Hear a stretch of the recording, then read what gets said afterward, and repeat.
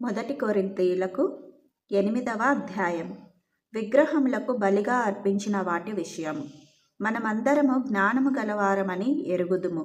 జ్ఞానము ఉప్పొంగజేయును గాని ప్రేమ క్షేమాభివృద్ధి కలుగజేయును.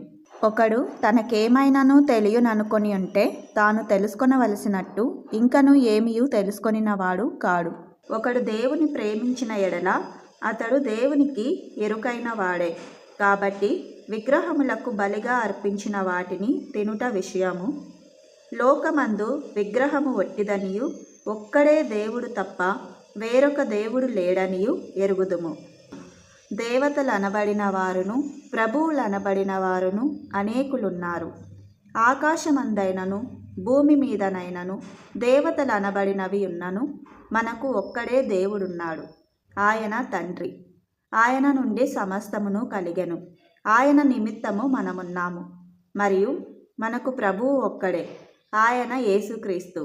ఆయన ద్వారా సమస్తమును కలిగెను. మనము ఆయన ద్వారా కలిగిన వారము. అయితే అందరి యందు ఈ జ్ఞానము లేదు. కొందరిది వరకు విగ్రహమును ఆరాధించిన వారు గనుక తాము భుజించు పదార్థములు విగ్రహమునకు బలి ఇయ్యబడినవని ఎంచి భుజించుదురు. ఇందువలన వారి మనస్సాక్షి బలహీనమైనదై అపవిత్రమగుచున్నది. భోజనమును బట్టి దేవుని ఎదుట మనము మెప్పు పొందము. తినకపోయినందున మనకు తక్కువ లేదు, తినినందున మనకు ఎక్కువ లేదు. అయినను మీకు కలిగి ఉన్న ఈ స్వాతంత్రము వలన బలహీనులకు అభ్యంతరము కలగకుండా చూచుకొనుడి. ఏలయనగా జ్ఞానము గల నీవు విగ్రహాలయమందు భోజన పంక్తిని కూర్చుండగా ఒకడు చూచిన ఎడల బలహీనమైన మనస్సాక్షి గల అతడు విగ్రహములకు బలి ఇయ్యబడిన పదార్థములను తినుటకు ధైర్యం తెచ్చుకొనును గదా. అందువలన ఎవని కొరకు క్రీస్తు చనిపోయెనో ఆ బలహీనుడైన ఆ నీ సహోదరుడు నీ జ్ఞానమును బట్టి నశించును.